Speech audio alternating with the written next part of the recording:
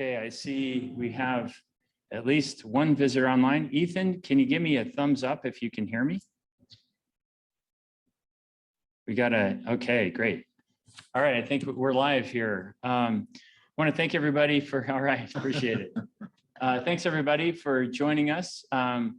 We just went around the horn and introduced ourselves, and we have Ethan that's joined us online as well. I want to start off today just introducing everybody a little bit to the task force that I've been working on. The task force, Sandpoint Workforce Housing Task Force, I just started up a couple of months ago in an effort to try and do something to help resolve the issue around affordability, housing affordability in our community.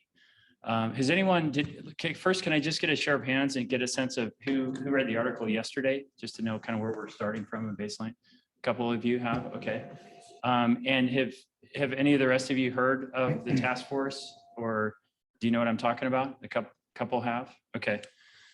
So I'll talk a little bit about kind of what it is and what the purpose of it is. And then I'll share a little bit about where we're at so far and where I see this going. And I'm sure everybody, I don't need to convince anybody here that we have an issue with housing affordability in our community. And of course, it's not unique to Sandpoint. It's happening everywhere, everywhere in the country and beyond. But I think it's particularly affecting us here in Sandpoint as much as anywhere. Idaho is one of the fastest growing, actually is the fastest growing state in the nation over the last year, and has been in the top 2 in the last, I want to say the last 5 years.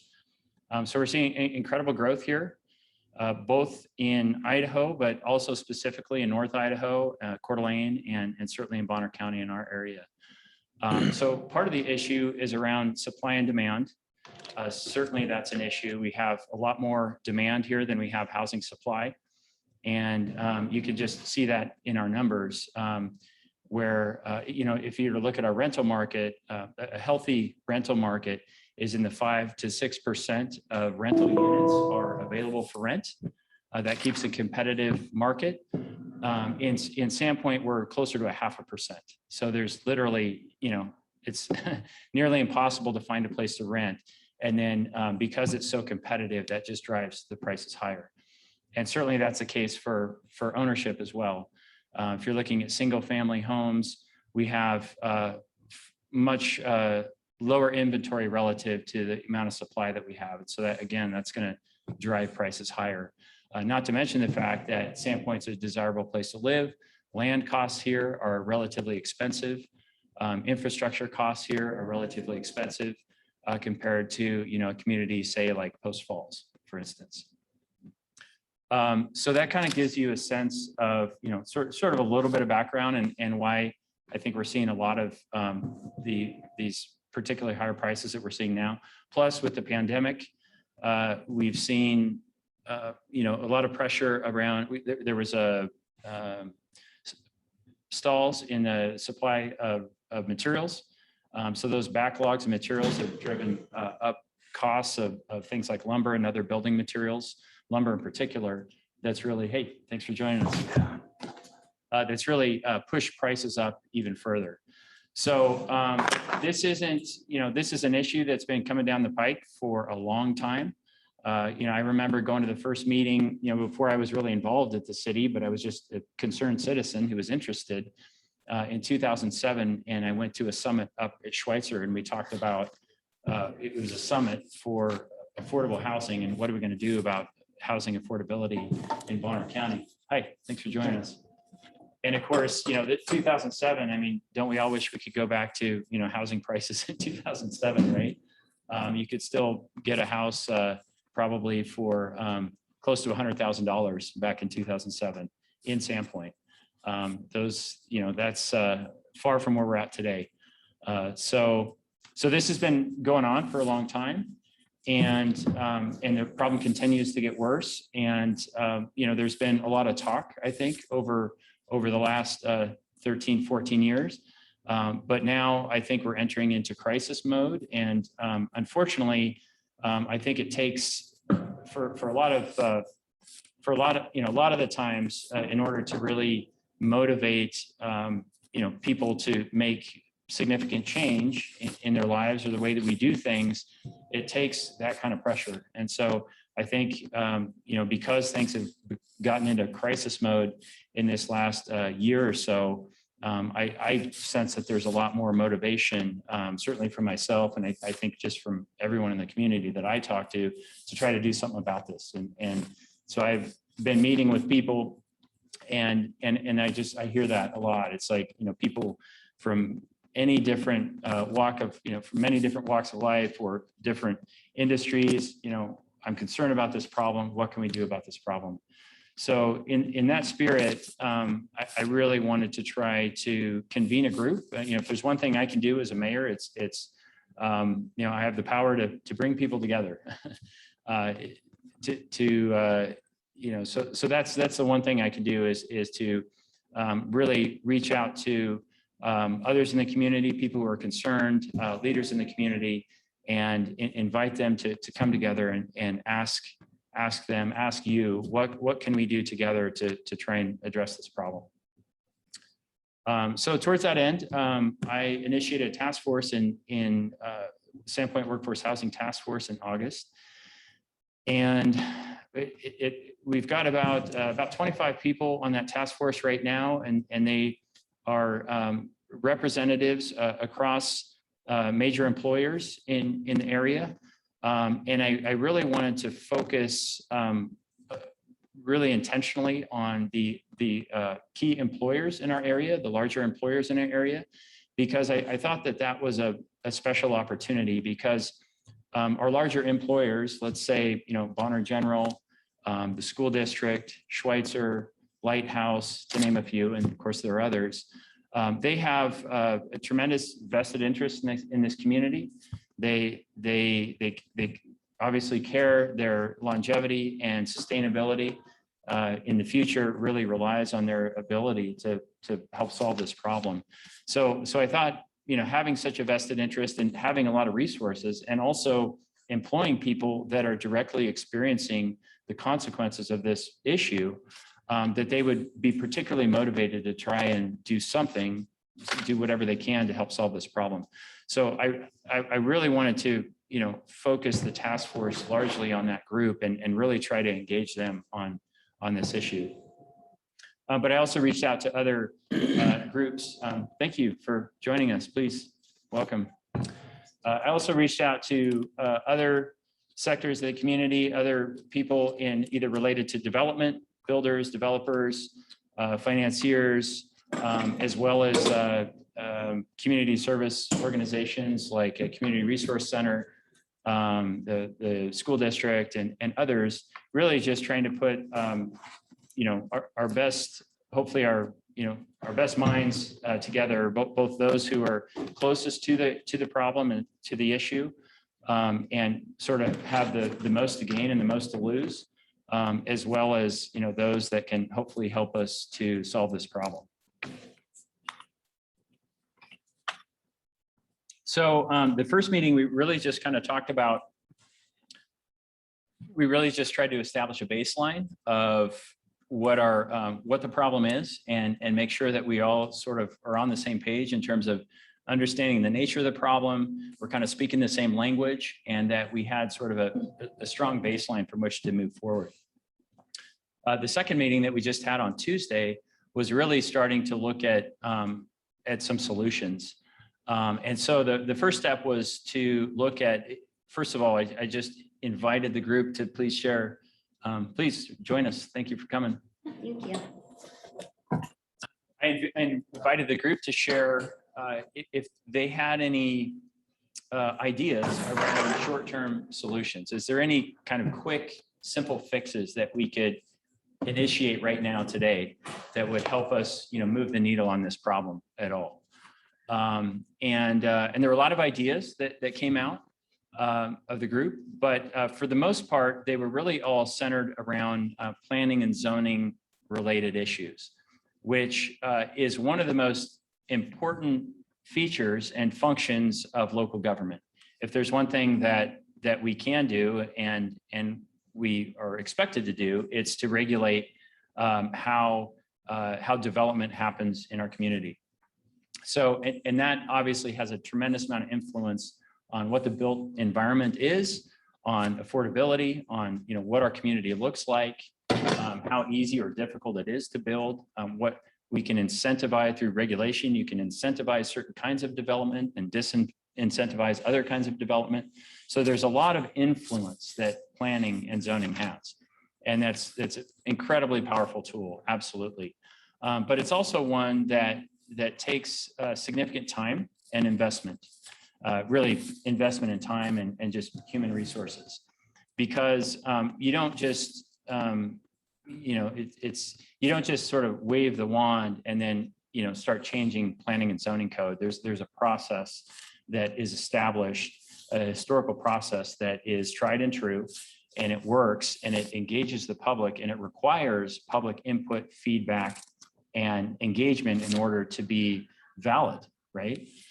We don't want to just, willy-nilly, as a council or as a planning and zoning commission, start changing zoning code without ensuring that we have public support. So there's a process to that, and the first step is the planning and zoning. The comprehensive land use plan. That's the guiding document for how the community wants to grow. It's the 20-year vision statement for how Sandpoint, in this case, sees itself growing and accommodating growth in the future. And that essentially requires, robust community feedback. It's up to you, the community, to determine and tell us what you want to see your community look like in 20 years. And so we have a process that, that we've used in the past and we will use again to assess the public opinion about that growth, about that 20-year vision. And we're actually right about, we actually have started that process, and we kind of got, sideswiped by COVID. We were just a couple months into the initial stages of that comprehensive land use plan revision. The last plan was adopted in 2009, 12 years ago. It's starting to get out of date at this point, so it's time to revise it. So we initiated that process. COVID hit, it kind of, threw everything out of whack. Our staffing was affected. Our planning department has been down for the last year and a half, down staff, and with unprecedented growth. We're doing everything we can just to keep up with the building permit applications that are coming in. So we haven't had a chance to pick back up the land use plan again, but we're catching up, and I'm hoping by first quarter in 2022, we'll be able to pick that back up again and continue with the comp plan revision process. So let's say that starts in the first quarter of 22, best case scenario. Hopefully we'll have that wrapped up towards third quarter, maybe at worst case, fourth quarter of 22. So about a year from now.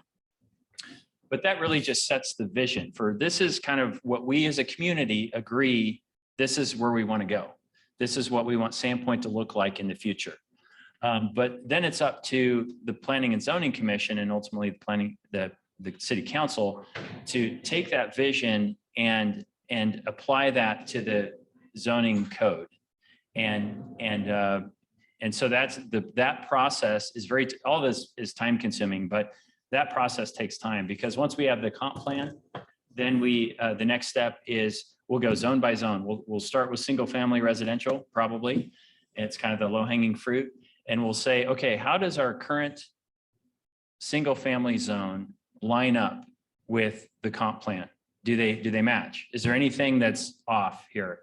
And if there's anything that's off, then we literally go through that code, that zone line by line in the code, and make any adjustments that are needed there. That starts with the Planning and Zoning Commission. So there's a whole public process there. Typically there's public workshops all along the way. Through the comp plan revision process, there's public workshops where we're assessing and inviting your feedback and input. And then, and that's incorporated into the plan. And then at every step along the way, when we go zone by zone, again, there's more public workshops and public hearings before the Planning and Zoning Commission to incorporate that public feedback and make any changes that the public feels is necessary. And we'll do that literally zone by zone. So you can imagine, we've got, I think, 6 zones in the city right now. And I would imagine after this next comp plan revision process, we'll probably end up with more than that, more zones. A typical city, if you look at Spokane, I think they have something like, I don't know, 26, 27 zones throughout the city. So, a typical city has many different kinds of zones. And we have only a handful. So we really kind of simplify it here. But I think, it would probably be appropriate for us to look at maybe layering in some more zone options in our city going forward. All that to say is that each of those processes takes time, and it's probably going to be, 3 years down the road at best before we have a new Title IX, which is the entire zoning ordinance that lines up to what would then be our new comprehensive land use plan. So all that to say that these are long-term solutions and all very important and critical and have a tremendous impact on what we have for a built environment and they will have an impact on housing affordability in our community and the quality and the type and the amount of housing that we have available. So all of that is part of it, but none of that is going to help us, this year or even next year. Or even probably the year after that, right? So, we need to start, and frankly, I don't think, there's only so far that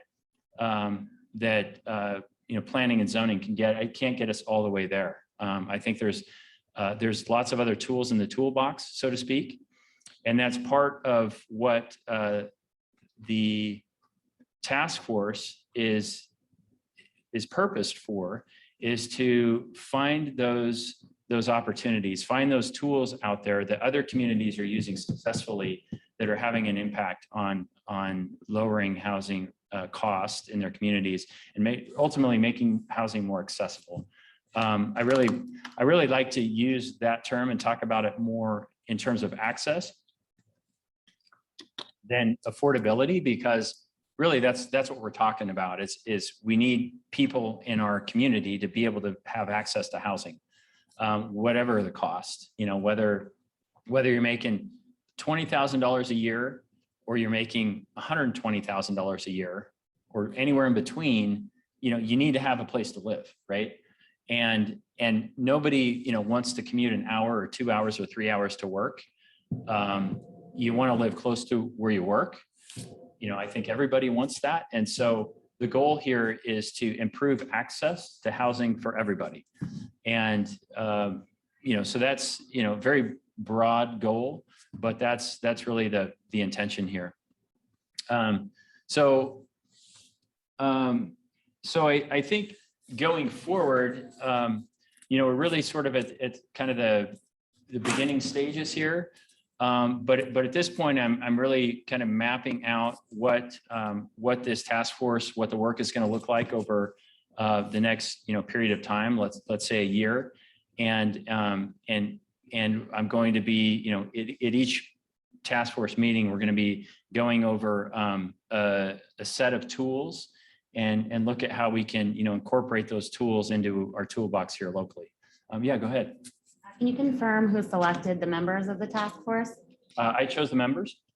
Can you confirm who selected the members of the Planning and Zoning Committee?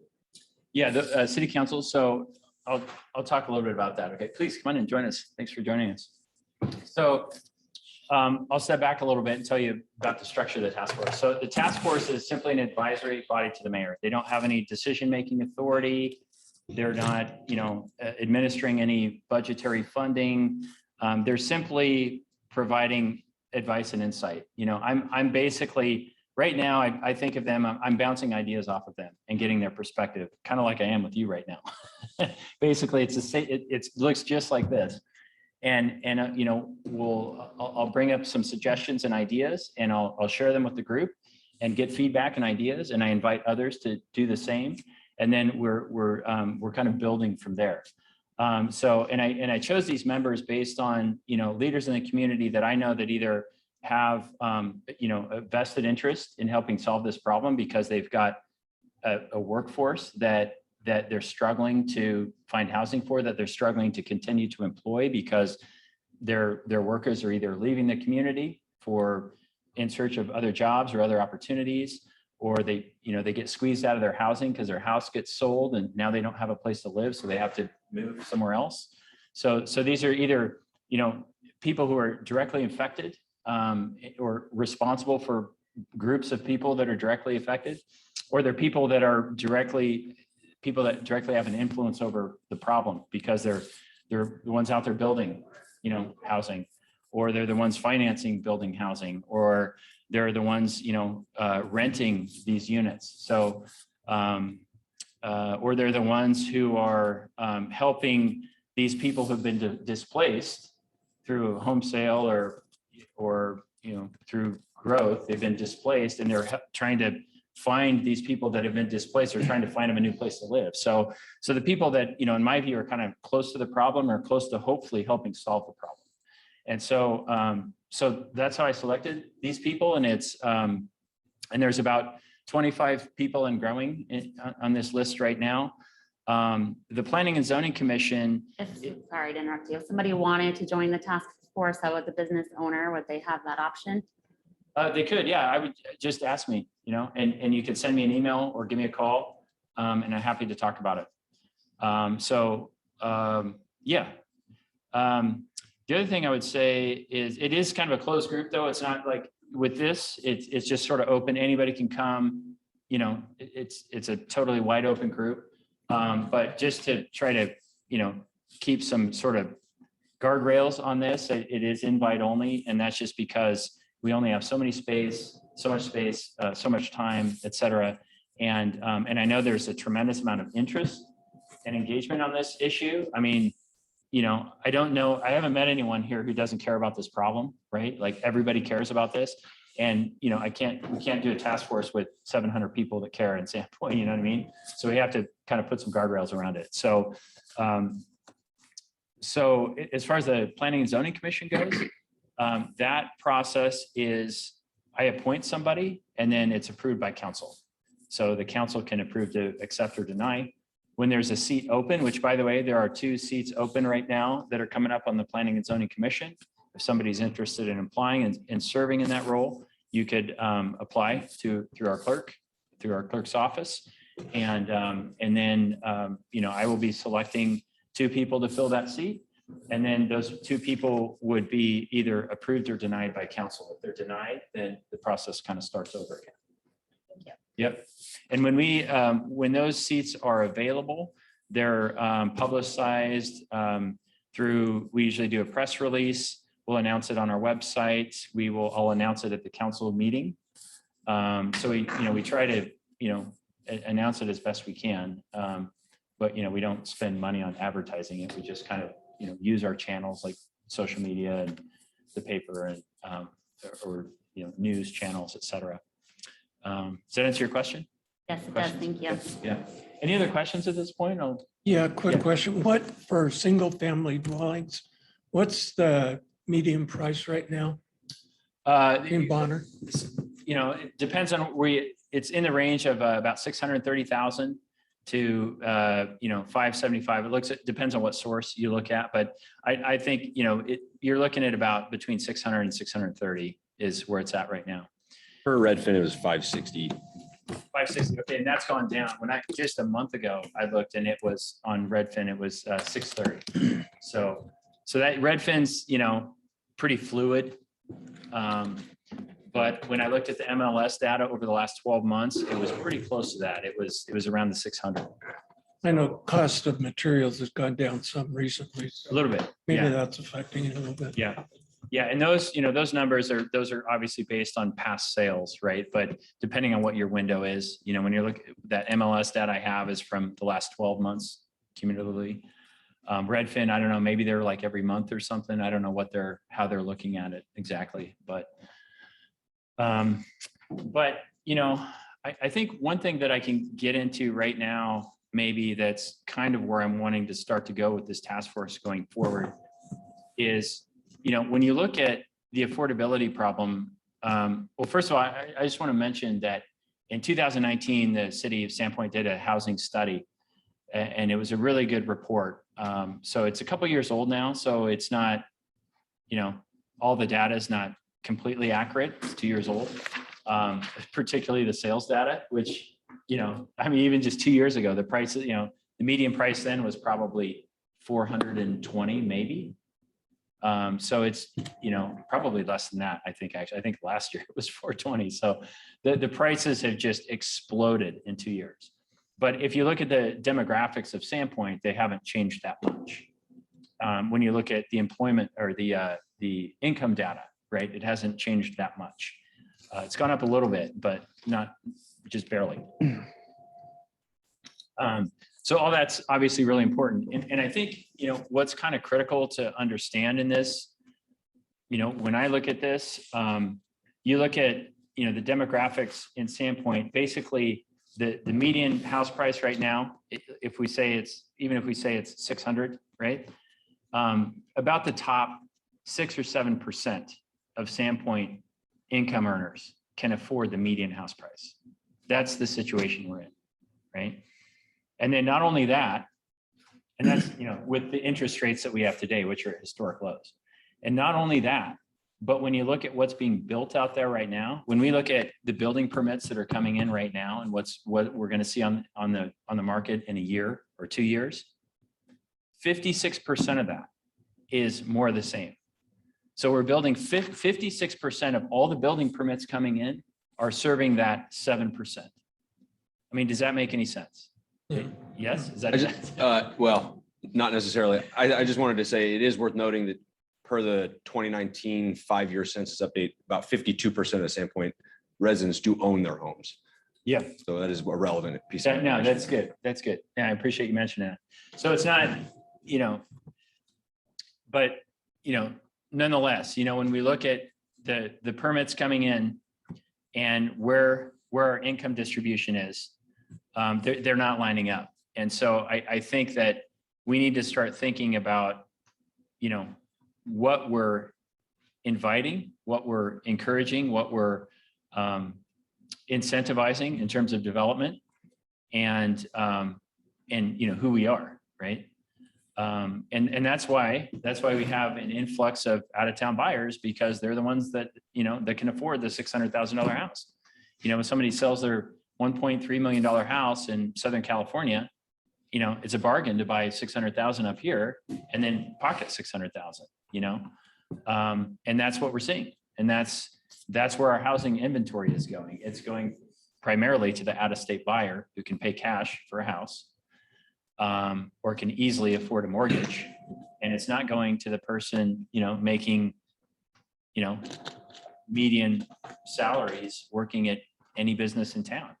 There are very few employers in town that are paying wages that can meet that median house price point. So yeah, go ahead. So in that scenario, the problem would be that someone who's renting, their rent's going to go up because prices have gone up, and then they might be priced out of the market. Because someone who owns a house already, right? They're fine, right? Right. Their property taxes might eventually go up, but That's right. As far as the housing goes. So as far as identifying like who's hurt by this issue, you mentioned those who their rental was sold and they have to move out. Yeah. Who else are those that are affected by the housing shortage, from the area? Obviously, new houses are built and there's demand from outside the area. That's where it's going to go, because that's where the money is coming from. But yeah, I think most common, you nailed it. And that's certainly a big impact is when rents go up, either because now the overall market has gone up, rents go up, people are either displaced because the rent has gone up, or somebody new has come in and bought the home, and maybe they want to, whether they choose to move there or they just figure that, well, the house was renting for $1,500, but it was a $300,000 house. When it's bought as a $600,000 house, well, now the rent's got to go up to $2,500 to cover that mortgage, right? So that's what's happening. Is those renters get squeezed. So that's out. mainly who who's Yeah. negatively affected by this. Yeah. The other thing I would add though, is that we also have, some Section 8 or HUD finance affordable housing in town. We've got a handful of projects. And typically those projects have, I think exclusively, I don't know of an example where this is not the case. Those have a 20-year deed restriction on a cap on the rents. Mhm. It's a 20-year window. Mhm. Some of just this year, 2 of those projects, that term came up. Okay. So now those, what were maybe, I don't know what the rents were on those, but as an example, I'm going to say it was a 2-bedroom, let's say it was $800 a month in rent, which is probably not that far off, maybe even less. Now it's going to go up to market rent. So Right. now it just overnight, it goes from 800 to 15, 1600. Mhm. So those people are going to get pushed out. And those are, they could be line workers at Lighthouse. They could be service industry workers downtown. They could be, they're everywhere. That's our workforce, right? Do you have a handle on like the numbers, like how many households that would be, or how many households have been kind of pushed out of the housing based on something selling from underneath them, or maybe that adjustment? No, that's actually a great question. I don't have data on that. And we don't have data on that from our 2019 study. What the data that we have is, and it's limited still, it's hard to get exact data on this stuff. But, I also put out a survey, kind of to kick off this task force. That the first thing I did was I put out a survey that was sent to employers exclusively, and really just trying to, again, focus on that group and get their perspective and hopefully get their buy-in to be part of the solution here. But we sent it to all business license holders in the city, as well as Bonner County Economic Development Corporation members, which are quite a number of county businesses outside of the city. So we got 127 responses, which is a little over 10% of the workforce represented in that group. And so, they gave us a sense of, the questions in there were, some of the questions were tailored around, how much of your workforce is impacted by this today. Mhm. But it wasn't specific to, have you been displaced? It was more like, how many of your workforce are struggling to find housing right now? Mhm. And I don't know what the percentage was. Let's see, I can tell you by memory. It was about, it was in the 10% range. But more significantly, I think the number that kind of jumped out at me more was 25% of the workforce is either underemployed or has left. Either like they're trying to fill a position and can't fill it, or somebody has left, or somebody has taken another job. That basically 25% of our workforce is unfilled because of housing. This is from the employers telling me this. So of that, It's not from unemployment benefits being boosted for so long. no. And the reason is because, that's not going to pay your $2,000 a month rent, right? And pay $1,000 for living expenses. I mean, what was it? I think it was $1,600 for the initial boost, right? From the initial COVID money. It was what, 600 a week? Was that what it was? The boost? If not honestly don't more. know the number. Yeah. If not Well, more. I think it was 1,600, the first Yeah. thing that came out. So yeah, but not enough to live on, and not enough to, not enough to pay these rents on, right? So yeah, go ahead. I think I know the answer to this, but I'll ask it anyway. Concerning what you said about all of northern Idaho growing as much as it is there anywhere outside of Bonner County that's any better that people are going to and still trying to commute? Or is it kind of the same everywhere around Bonner? Yeah, great question. Yes, both, right? So it's cheaper to live in Priest River or Clark Fork than it is to live in Sandpoint. It's cheaper to live in Kootenai than Sandpoint, but not much. I mean, this effect that we're seeing is happening everywhere in Bonner County, Kootenai County, Idaho for that matter. But yes, it's more here, more concentrated here. And there's just less supply here. You know, we're at 0.5%, you know, vacancy rate you know, and that's probably on the generous side.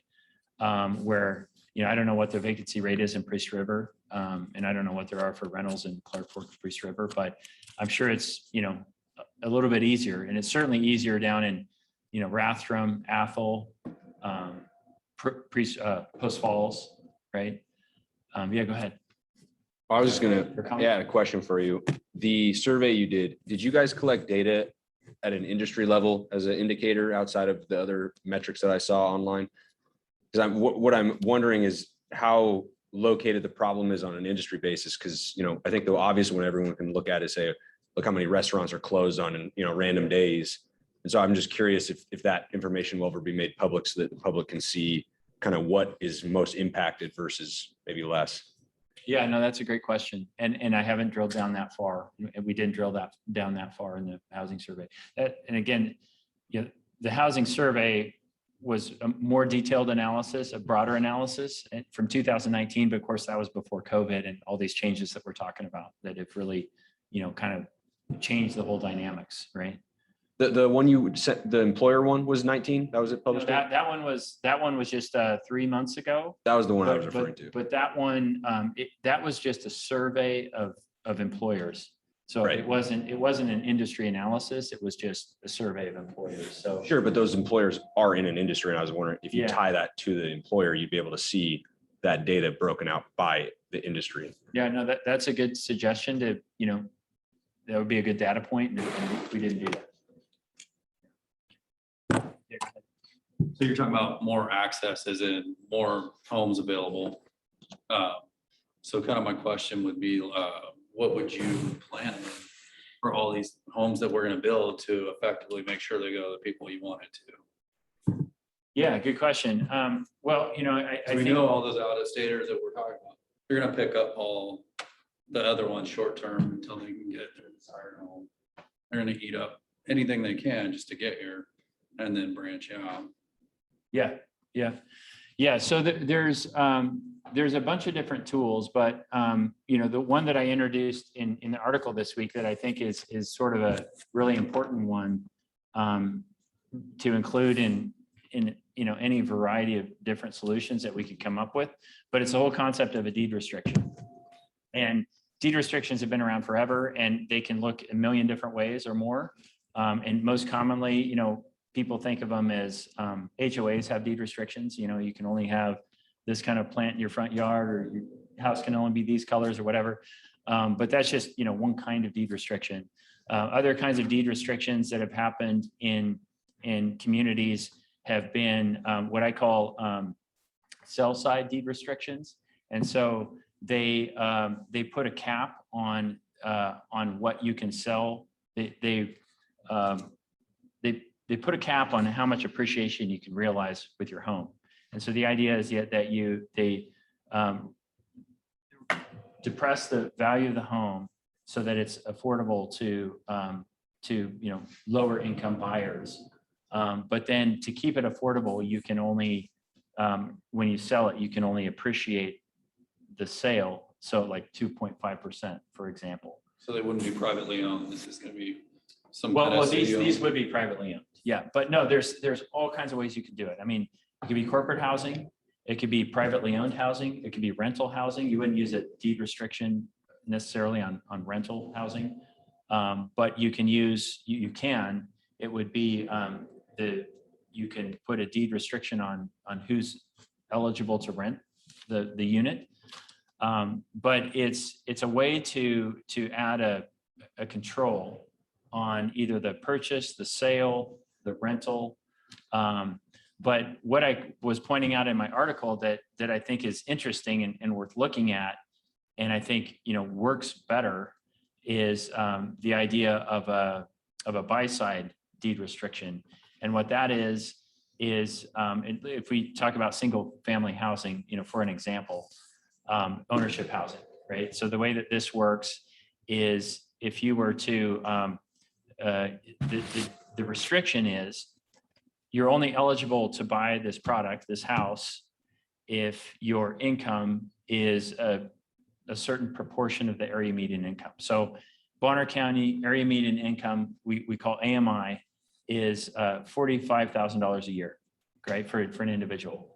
That's the area median income. So if you're making, say, 80% to 120% of the AMI, then you'd be eligible for that home, right? And that can also happen. You can also use that same kind of restriction in rental as well. But I do want to kind of illustrate this point with a ownership product, because the way that this could work, and that 80 to 120%, that's been sort of a common formula that a lot of other cities use, but it can be anything, and it's up to the community to determine what the appropriate proportion is. It could be 50% to 250%. With $600,000 homes that we have, that median home that we have in Sandpoint right now, you'd have to make 220% of AMI to afford that home. And that's with the low interest rates that we have today, right? So even that would be, so that's a restriction that could be placed on the home. It runs with the deed of the home. It runs with the land. It doesn't run with the buyer or the seller. But it would restrict who's eligible to buy that home. So essentially, then the land they wouldn't own. No, they would. Yeah. And how would you have the power to enforce that restriction? Yeah, great question. So, and that's kind of the, it's either enforced by, it would have to be either some kind of agency, or it could be enforced by a buyer or seller. I mean, it has to be somebody that has to basically call foul if it's not adhered to. And so anytime you buy or sell a house, right, you get a title report, and it's going to tell you if there's any restrictions, if there's easements, if there's anything on the title that is of concern or that's there at all, right? And so when you do a title report, if you're a buyer that wants to go buy the house, you'd see that restriction's on there. But yeah, if, in theory, unless somebody, basically you're taking that risk, right? Because, you could come in, if the seller's not willing to adhere to it, ignores it basically, and you ignore it, and everybody else, nobody else is paying attention, then in theory, it could essentially be ignored. But if it were, governed by, whether it's an HOA or, it could be some other, association or agency that, kind of looks over those things. It could be a housing authority. It could be, any variety of, regulatory, mechanisms there. But no, that's like one of the things that has to be figured out. If the city, for example, were to implement a program like that. And this is, I want to share, so I'll talk a little bit about this. So Summit County, Colorado has really used this to great effect. They've been doing this since the 90s. And in my little bit of research, that's kind of been, what I found that has been, the community that's kind of been maybe doing this the longest and maybe most successfully. And that's where Breckenridge is, ski resort. In fact, Colorado in general, like they've been dealing with this problem for decades, because it's been, we think of Sandpoint as a tourist town, or a lot of people think of Sandpoint as a tourist town. Colorado's, been thought of as, they've got 40 tourist towns everywhere for a generation or more, right? So they've been dealing with this problem, small towns getting more and more expensive, Aspen, et cetera, Vail. They've been dealing with this problem for a long time. And so they've had to figure out how to solve it, because otherwise, how do you continue to have, service industry people, cooks and servers and, secretaries and, just people, laborers, people that are not making more than 100,000 a year. How do you continue to have housing for these people, because they're essential workers in our economy, right? So anyway, they've had to figure this out. And one thing they've done that's pretty novel, and it comes back to your question, is the county, Summit County, created a kind of a toolkit for deed restrictions. And so kind of a step-by-step process that it's part of the zoning, part of the planning process that it gives you all the tools that you would need as a developer to implement and provide a deed restriction on whatever project you're doing, whether it's multifamily, single family, whatever it is. And they require a certain number of units be deed restricted in any given project. And it's really complicated. I don't want to get into specifics of it. I'm just trying to understand it myself. There's a lot to it, but the gist of it is that, they require a certain percentage, and it's like 30% of, particularly if you're over, the size of the project is of a certain size, 30% has to go towards, it has to be dedicated deed restricted housing. It has to serve the workforce. And there's all kinds of, there's a lot of this carrot and stick thing too. So there's also incentives that can be provided on the other end that can encourage and provide, bonuses or incentives can provide, greater density, more units. So if you're taking on more risk as a developer and, taking basically less of a, those deed restrictions can be either perceived as less, more risky or, less lucrative than, just purely market-based. Then they can, benefit on the other side with, less regulations in other areas or greater density, which means more units, which means, more profit potential there. So there's, there can be a give and take there. Angelo? So you're incentivizing developers and builders by virtue of saving them money in either property tax or saving them money on fees, try and get them to go to a certain percentage of low-income housing. So what you're doing is you're taking the taxpayer, the existing taxpayer, and you're throwing all that on him. You're taking that money away from him. That money's got to be filled somewhere. It doesn't just disappear into space. It's the same with the Bonner Community Housing Agency, Kinnicksu Land Trust. They get people to put their properties into conservatorships. Okay, they're never changed past that, which is really illegal. Somebody still has to challenge that. When you take properties off the tax roll, somebody has to make up the difference, and it's the existing taxpayers that wind up paying for it. Yeah. I don't want to pay for housing for a company. If the company is not paying a living wage, that's their problem. You don't hang it on the taxpayer. I'm not here to support that business with funds. Yeah. Seriously. And that's the take on, most people will tell you that, Mhm. So, you can't take things off the tax roll. You can't have a developer and say, oh, we're going to give you a break for the first 5 or 10 years on your tax bill.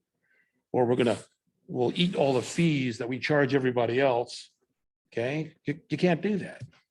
That money is just not, you're not just passing nothing to them, you're passing the taxpayers' money on. Right.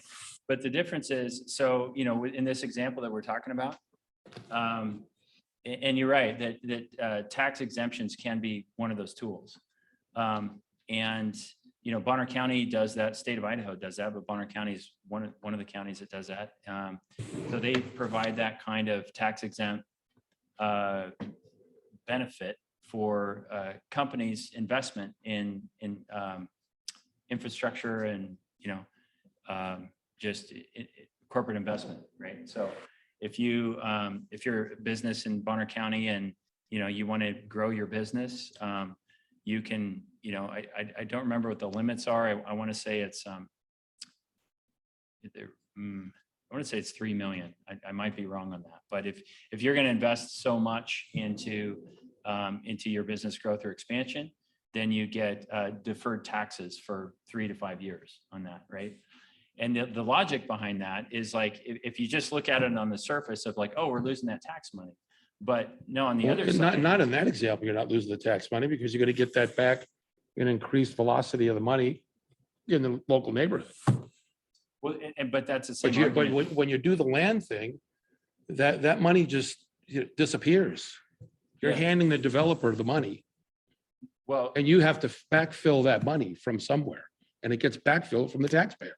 yeah, well, the taxes go up on that development. So if that development, in the example that we're just talking about, it, you know, and we weren't talking about a tax exemption, but if you did use a tax exemption there, a tax exemption, but you provide a density bonus, you know, the developer is going to build, you know, let's say instead of 100 units, you give them a density bonus, maybe they're going to build 120 units. Well, you're getting the additional tax revenue from those additional 20 units. So you're getting it back on that end. And then the bigger picture is, well, now you're supporting, now you're supporting housing for your workforce. So you've got the income tax from those additional, 20 homes that are where you've got, 20 more families that are now in the community, invested in the community, paying taxes in the community, paying sales tax in the community. So there's all of that benefit as well. And then there's the social benefit as well. And that's what we're seeing right now is, we've got, yes, business is suffering, but, we as a community are suffering, culturally when we have, restaurants closing downtown because they can't find workers or, have their workers can't find housing here. And so now, we have a town where, restaurants are closing, other restaurants are open 4 days a week or 3 days a week. So that it's still an impact to all of us. And it's a problem that we all have to work together to resolve. There's no silver bullet here. It may be easy to say that, well, companies should just pay their employees more, but, they have to make ends meet too, right? And if you can't just say to Lighthouse, well, you should double all your employees' pay, and then, then they can afford housing, because that doesn't really solve, then they're going to go out of business because, then we've got a bigger problem, right? So I hear what you're saying, but, there has to be some give and take. And I think, what we need to do collectively is rethink about how we look at this problem, because one thing we do know is if we continue to do what we're doing, we're going to continue to get what we're getting, right? And if we just keep building single family homes for the top 7%, and that's our strategy, it's not going to get any better. It's going to keep going this direction. So please go ahead. I just want to state that adding potentially hundreds, if not more, people to the population then creates more of a need for infrastructure in terms of grocery stores, all areas of infrastructure, which then creates more need for people to work those jobs.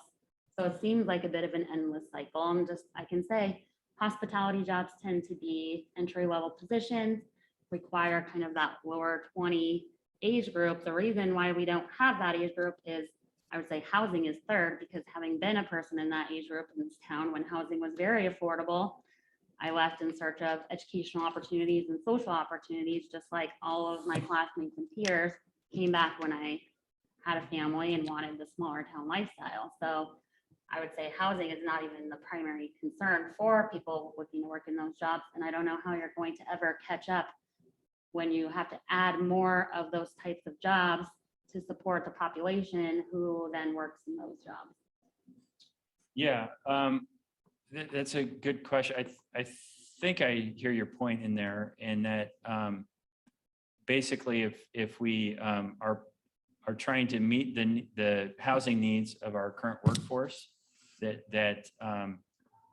it's gonna create more need for more services and more infrastructure. And then it's kind of a perpetuating cycle. Is that what you're saying? Mhm. Okay. Yeah, so that comes down to, just good community design, because, if we continue to focus growth where we already have infrastructure and resources, right? That's the difference between urban infill and urban sprawl. And I don't know if you're familiar with those terms, but, communities that just continue to grow by growing out and out and out and just continuing to push into more and more rural areas, kind of eating up the countryside or the forest, that, the end result of that is every time you build out and extend a neighborhood, it's very expensive in terms of infrastructure costs. You're building new roads, new sidewalks, new utilities, new light, all that stuff. And the further out you go, the more expensive that stuff gets. And then once it comes down to, those things all have a life cycle, 20 or 30 or 40 years, and you need to rebuild that road. Well, you've already sold the unit, right? So now all the maintenance on that has to come from taxes, right? Because you've already sold the neighborhood, right?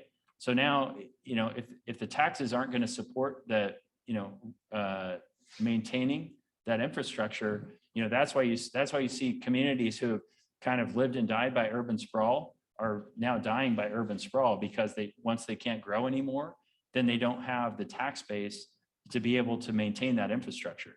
The difference here and the difference between that strategy and urban infill is that when you continue to focus the growth and development where you already have the infrastructure, where you've already got a street and a curb and utilities, and you've already got all the services around, you've already got a grocery store, and you've already got, all the places that you want to go use the services, they're all right there, that you're concentrating that growth where you already have the services. It's much more efficient use, and you don't need to replicate the infrastructure and build more infrastructure. That new services growth are is already pretty supporting crowded maintenance. as it is, let What's alone that? adding, those services are pretty crowded already, let alone adding hundreds of more bodies to them. Yeah, So, I mean, we definitely have room for growth, but you're right. I mean, Sandpoint is we're hitting that point where there's not a lot of land left available in terms of infill. There can be more, more density still, but there's not a lot of, there's not a lot of land to build single family homes. That much is, I think pretty obviously true. We've got a little bit of that left, but that's where it makes a lot more sense to, use more of a, dense urban infill strategy rather than building, single family $600,000 homes. You were next, I think. Yeah. So a couple things. I'm just curious, where in the nation, and you mentioned Colorado, have these strategies paid off? Because I mean, it seems Breckenridge, Vail, all these places still have the exact same problem after implementing these types of policies as it relates to the limits on deeds and whatnot. So I was just curious if you had any just off the top of your head, because it seems that the free market has shown that places that are affordable, like say places in Texas, have been outfill strategies. And obviously there's been problems within the metropolitan areas, but people are still moving to Dallas, right? The greater metropolitan area, and they're moving into the exterior, neighborhoods.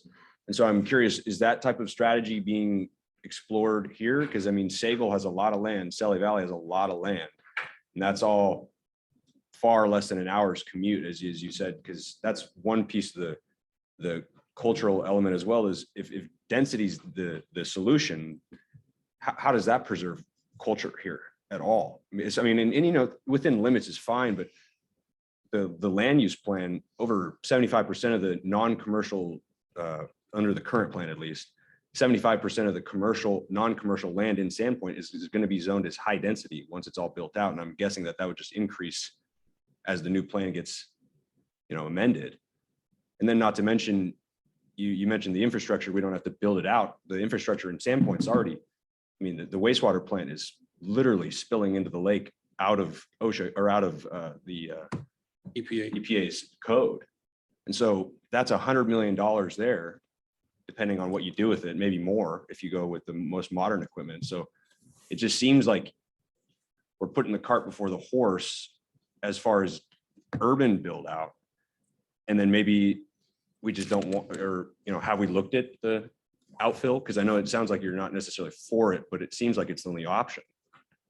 Yeah, there's a lot there, but I'll Sure, yeah. and I don't know. So, at the core of your question, and you're absolutely right, is that, this isn't a Sandpoint problem, right? This is, how many people here actually live within the city of Sandpoint itself? Like a few of us, right? But we all consider this home, right? Like this is our home, right? So, this is a a regional problem, and it's one, and I should mention that on the task force too, we've got county commissioner, we've got mayors from Kootenai, Ponderay, Dover's coming on board. So we are, I'm trying to approach this as a a regional problem, not Kootenai County, but like, I think amongst us here around Sandpoint, we can, figure this out, and the strategy for, it's not one size fits all. I think for Sandpoint proper, we need to look at, because we don't have land, right? We need to look at urban infill. And I don't see we're not going to be changing, we're not going to be turning single family neighborhoods into multifamily. We're not going to be turning multifamily into high density commercial or anything like that. The zones that we have today are going to continue in their historical pattern, but what you will see is just more infill. And so like where, vacant lots are fewer and fewer, to find in Sandpoint. And I think you're going to start to see more intense development probably in the commercial core area and in areas where there's already that historical precedent for higher intensity growth. But to your question about, comment about Sagal and, Kootenai, Dover too, Ponderay to some degree. And even Sandpoint a little bit, all cities have within their jurisdictional boundary, they have a extended boundary that's called the area of city impact. And that's, for those of you who don't know, that's the area into which conceivably the city could annex or grow into the future, right? And so for Sandpoint, it's like west of the railroad tracks, like West Baldy. For Dover, it's like a huge area, kind of, between here and Dover and north of Dover. Of course, for Kootenai and Ponderay, it's north of Kootenai and Ponderay. So we're all looking at that, and Bonner County is looking at that. Bonner County has already gone through their comprehensive land use revision process. And I think they're still kind of working on that at the tail end of that.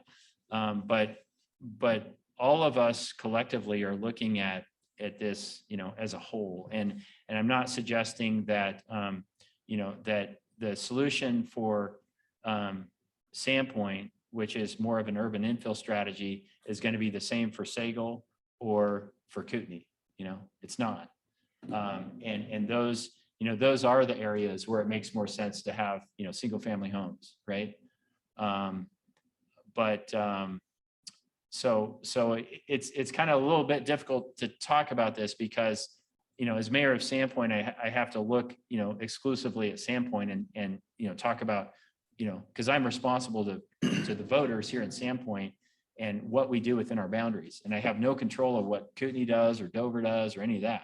But we're all in this together, and we all recognize that what they do affects us and what we do affects them. So we have to approach this collectively and work out as best we can a solution for everybody. So it's not a one size fits all. And I'm not saying that that there shouldn't be any more single family housing in Bonner County. I'm certainly not saying that. I'm just saying that certainly for Sandpoint proper, it doesn't make sense for us to be continuing to spend 56% of our development on single family housing when we have basically almost no land left and only 7% of our population can afford it, right? Yeah, go ahead. I think for us, our biggest concern is, like you said, the city is the size it is, kind of maxed out, but the infrastructure is lacking. It's not ready for densification of any kind, nor do we honestly want to see it. We moved to the small town for that reason. But the infrastructure is not there. We're not ready for that. And to just throw a bunch of people in there, then you're going to have to skyrocket the taxes, start working on infrastructure overnight. The place is just going to be torn apart all the time. Do we have an infrastructure plan started yet, or are we just worrying about maximizing and densifying? Yeah, great question. So we do have the infrastructure, and that is because we have to rebuild the wastewater treatment plant you brought up. It's 80 years old, I think now. How old? 80 plus years. The life cycle on those is about 40 years. So we've gotten more than what we, thank you for coming, appreciate it. Thank you. We've got more than what we could normally expect to get out of that. And by the way, it was used when we got it in the first place. We got it from the military base down at Farragut, right? After that closed down, we got it secondhand, and then we got another 80 years out of it. So it's limping along, and we put about 3 million into it in the last couple of years to get us what we call the bridge, which is to get us to the point where we can rebuild the plant. And we plan to do that beginning in 2023. So we've been working on that plan. You're right, it's going to be expensive. I'm hoping that we can do it for under 100 million, but it's a major project. So the thing is it's whether you're serving 10,000 residents or right now we've got we've got roughly 10,000 people in the city. If the census says 8,500, but I think they're really conservative.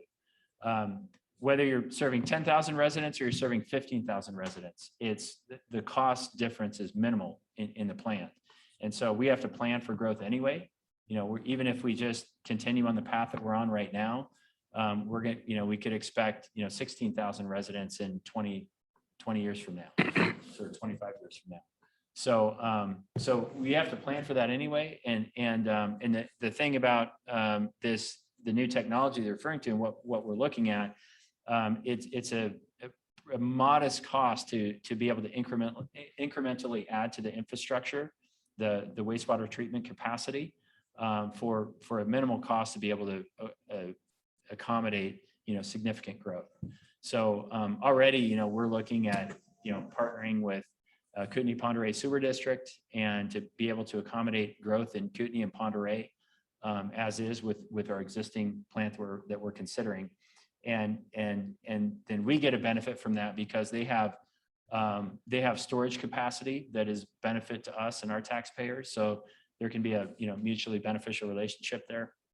Anyway, I'm kind of getting down the rabbit hole here, but to your point about infrastructure, we already have to do that. We already have to replace this plant that is beyond its life capacity here. Sorry to interject. What you said that's being built in 23? This is way off topic. What's funding that?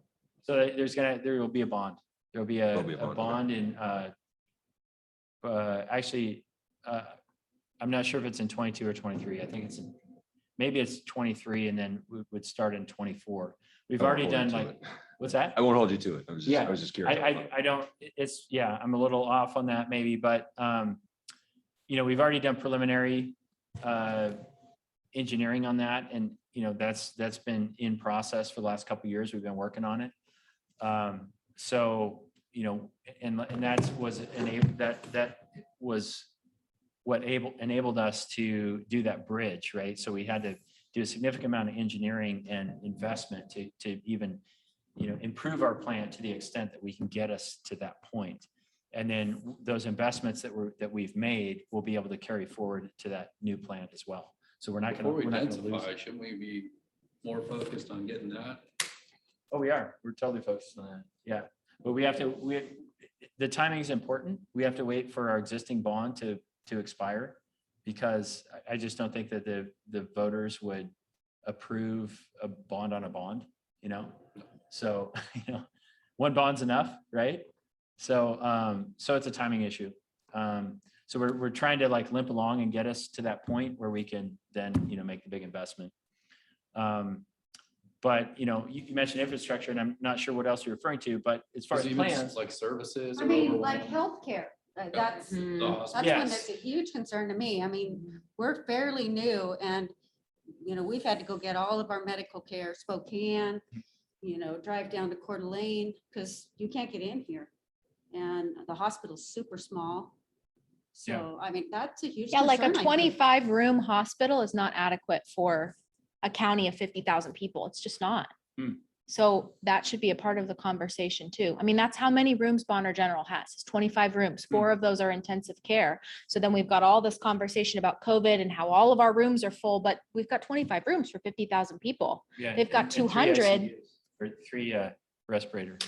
Yeah, So, it's not enough. yeah, no, that's a We good need point. more. And yet, the hospital's grown tremendously, just in the last even 10 years. I mean, it's almost doubled in size with that new facility that's 5 years old, maybe. So, the growth is happening and the infrastructure is also growing. We just completed our multimodal master plan within this last year. We just went through the most robust master planning effort that city's ever undertaken. So that included the multimodal plan. So we planned for streets, sidewalks, all of that. We did a capital improvement plan for our water and wastewater facilities. Coming up this next year is going to be the capital plan for growth, right? So all that we've done so far is looking at, in terms of capital plans, infrastructure, is looking at, what do we have today that is falling apart that we need to fix, and when do we need to fix it? So prioritizing, what those investments are so that we can keep everything running. The next phase of that's going to happen within this next year is looking at, okay, if we are going to grow, if we are going to, annex to the west and grow west, grow into our area of city impact, then how, what's the most efficient way to accommodate that growth? Where do we need to upsize piping? Where do we need to add a lift station? How many lines of, what's the most efficient way to grow, right? So yes, we either have done that or are doing that, and that is happening. Angelo. So as far as prioritization of what's really necessary, I mean, in the past, 5 or 6 years now, we've gone through multiple iterations of rebuilding the downtown infrastructure with sidewalks, bump outs, redoing the road. I mean, we've done beautification stuff instead of dealing with the real problem with the infrastructure you've known that the infrastructure has been bad. The EPA has told you years ago. And so you were in place, and the council was in place. You saved not a nickel for that. Okay, you spent money on beautification. Now we're going to do more beautification with the parks. So now you're going to go to the taxpayers, ask them for the 1% sales tax again, so you can do City Beach, put the carousel in. I mean, where are the priorities? The priorities are not there as far as the citizens are concerned. I hear you. Well, I mean, you hear us, but all these years, nothing's been happening. Well, it has been actually, because. Have you all of saved a nickel one Can for the I- wastewater treatment plant? Yeah. Can I You have ask? a reserve fund for that? Yeah, it's about 8 million. Where did that money come from? Ratepayers. Excuse me, Ratepayers. the ratepayers? People who are paying for service, right? So yeah, we save money there to be able to invest in that new infrastructure. But in answer to your question or your comment, to respond to your comment, that is infrastructure. Rebuilding our downtown streets is infrastructure. Rebuilding our park system and investing in our park system is infrastructure. It's exactly the kinds of infrastructure that is needed if we're to accommodate growth. Because when we grow as a city, let's see, I don't know what the population was. We go back 20 years and the population was, maybe 7,000 people. And we had the same parks that we have today. We have the same, roughly the same area of parks per person. So now we've got 3,000 more people, but we still have the same parks. So you as a citizen actually have less parks than you did because there's more people using your parks than there was 20 years ago. So if we don't continue to invest in that infrastructure, then we get, 20 years down the road and we still have the same parks, but now there's twice as many people. So you have half as much park space and usage of your park as you did 20 years ago because there's twice as many people. So all of that is infrastructure, and all of that is important to invest in. And as far as the water quality point, because the wastewater treatment came up several times, and stormwater is a major issue and a major contributor to polluting our aquifer and our watershed. And if we don't invest in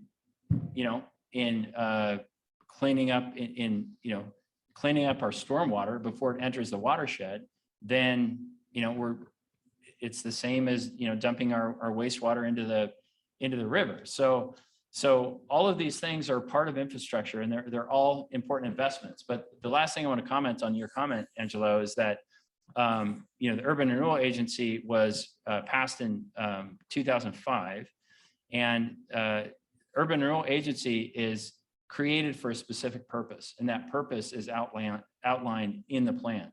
So the voters approve that plan based on on what it says. So that plan said we are going to use this taxpayer money from the Urban Renewal Agency. We're going to use this money to rebuild our downtown streets. And that's what the voters approved. That is their mandate, to invest that money in downtown streets. That's what they did. Go ahead. So as far as, okay, so we're talking about the money for the wastewater treatment plant. Okay, you say you have $8 million sitting there. Roughly, I'd have Okay. to, I haven't checked in So- a little while. So the one of the major problems with the wastewater treatment plant as is you have an infiltration problem. You have groundwater, you have domestic water, you have every source of water, including water coming from the lake and the river, percolating up into the sewer mains. Yep. Okay, so now you're having to treat almost 50% more water That's right. at the plant. So why in God's More than name that. didn't you use the $8 million and slip line as much as you could of those lines to try and get the capacity up at the waste treatment plant? You're I don't absolutely understand the right. priorities. Well, actually, that's exactly what we're doing. So since 2000, it was 2007 or 2009, we've invested, I don't know the exact number, but it's in the neighborhood of 3 million into relining our sewer mains throughout the city. So Yeah, but the because you're absolutely right. percentage you did though was like what, 3 or 5%? I mean, Sorry. you Oh, you yeah, didn't how do much very we did? much. No, we've done a lot of this. We've done the majority of the mains. And so this is an ongoing problem. We continue to invest in this every year for the last, And so you have the $8 million sitting there. Why aren't you doing that? we are doing. And so the other thing that we're doing is in 2007, I think we passed an ordinance that requires when a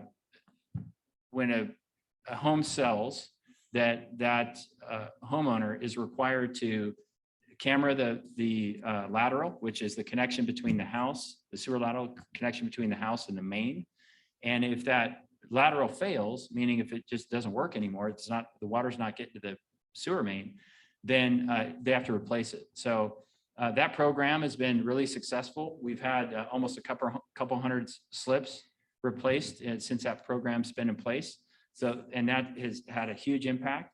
And we invested another $1 million as a pilot program. Because here's the thing, it's kind of like, shooting finding a needle in a haystack, or, whatever the analogy is. But basically this water is coming from everywhere, from all over the place. And we can dump money all day into trying to follow this thing and find it, right? And we don't know if we're going to get there. So we've been measuring our success with the program that I mentioned to you, Angelo, is called the CIPP program, where we've been relining our city mains. Right. And we've been measuring the impact of that over time and how successful our investment has been. And it has been making a definite, clear improvement. I would say we've probably solved about half of the problem, ballparking here, but maybe close to half of the problem. But we've done most of the mains at this point. So it's not just the mains, right? It's the laterals as well. Laterals. And so we're investing in that too. We just did a program this It's also year. the manhole risers. Yeah, I don't know that that's so much of a problem, but yeah, you're right. In the winter. It's basically coming in from everywhere, Mhm. right? So we've targeted the laterals, but we don't know, again, we don't want to just, start throwing money at it. So we have to be thoughtful about this. So what we did is we targeted a neighborhood that we thought was probably a high likelihood of, a majority of failed laterals.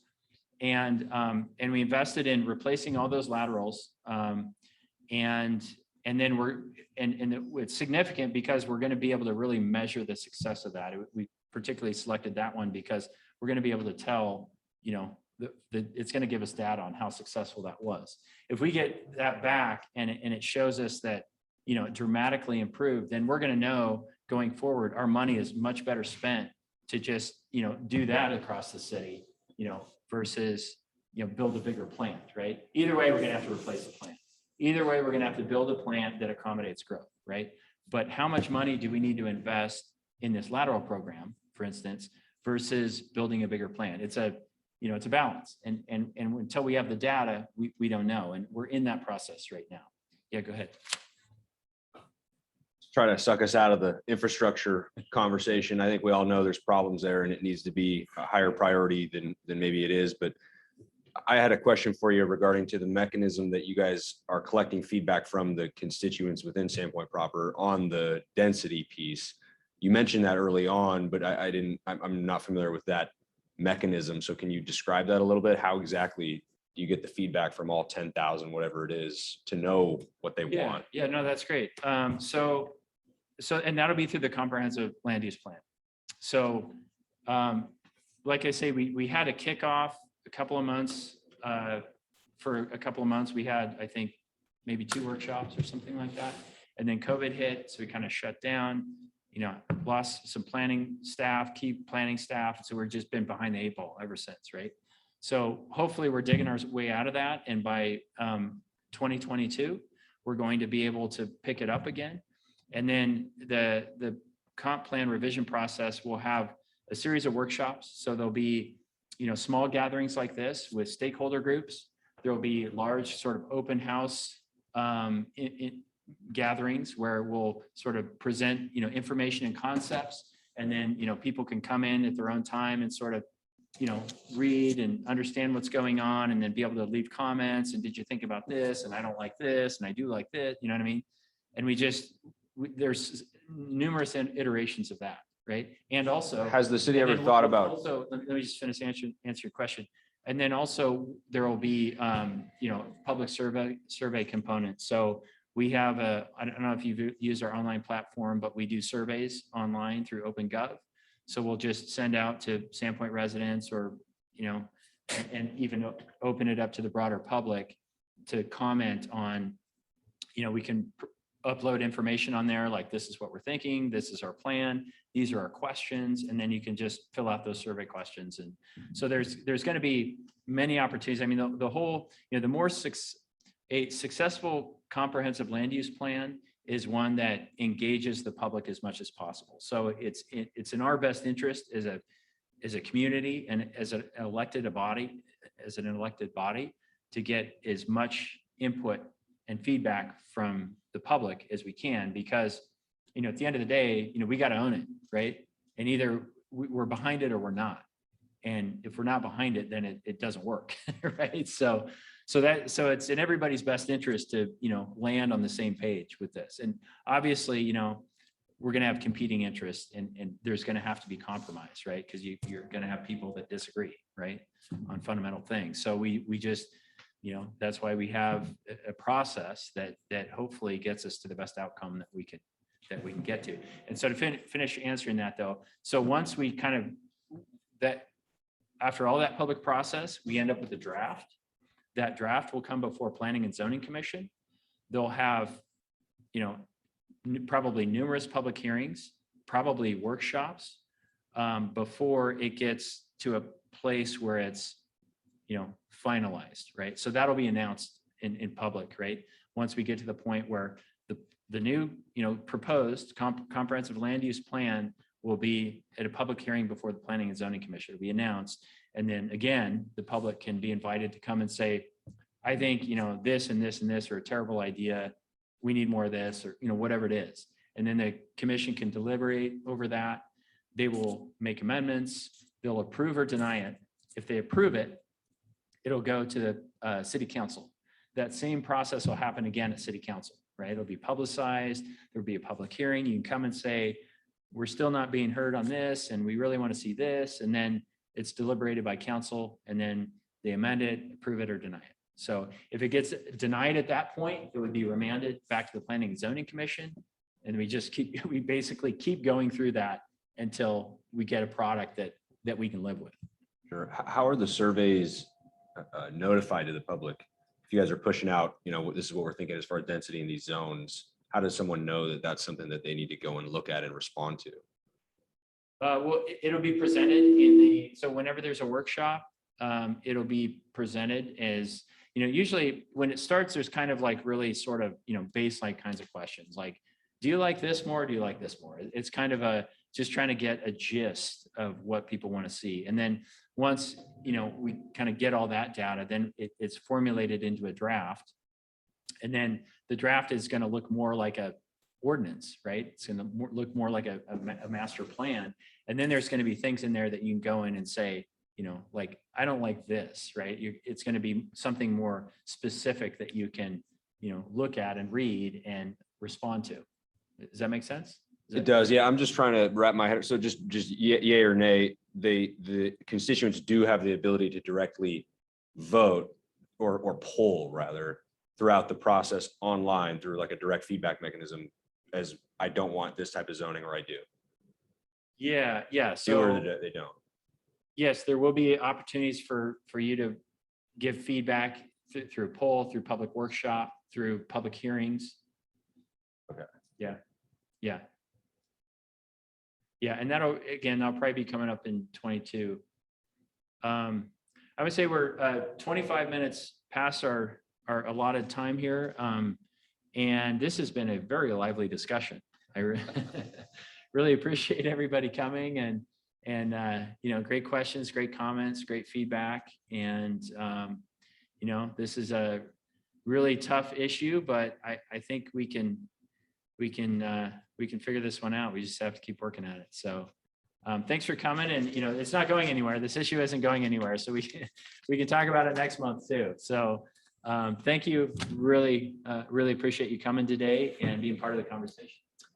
Sorry, one last question. Is Yeah. there any way you can schedule these on like the last Friday of every month or because it seems like, it's not on the city website. It goes in the newspaper the day of, or maybe the day before sometimes. And it's like Monday at 2, Friday at 4, tomorrow, today. And so I'm just wondering if there's a way so we Yeah. can like plan childcare and get us to be involved. I appreciate that feedback. It actually has been the last Friday of the month.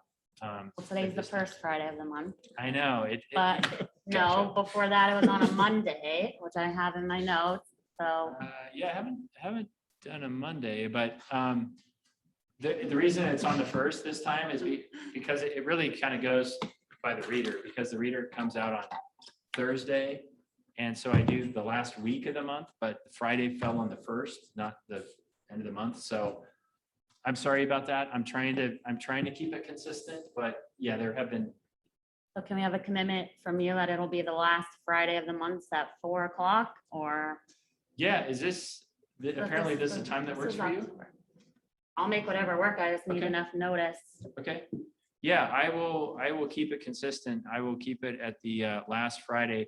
There are things that come up, I can't promise that it's going to be that way every single time, but I'm doing my best to keep it the last Friday, and I will continue to do that as long as that works for everybody. I also like to switch it up, and maybe this is what you're referring to. So I think I used to do it on Thursdays, and I used to do it Thursday mornings. Mhm. And so every once in a while, I don't want to do it.